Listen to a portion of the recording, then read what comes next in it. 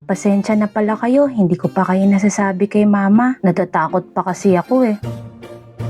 Hala, di ba ikaw yung kahapon? Ano na naman ginagawa mo rito? Gusto mo bang makipaglaro sa akin? Nagtataka ka ba? Bakit magkaiba tayo? Magkakilala na pala kayo? Ning, siya nga pala si Tiko. Madalas yan dito sa bahay.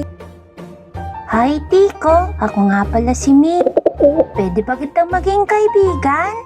At mukhang nakakuha ng kaibigan si Ming sa katauhan ni Tiko. Hindi siya natakot, napalagay ang loob niya kahit magkaiba sila. Nakipagsayawan kasama si Tiko. Nakipagsingalong din siya kay Tiko.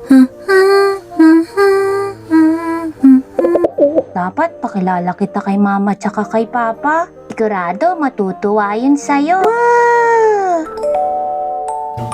Napagod ang magkaibigan kaya parehas silang natulog.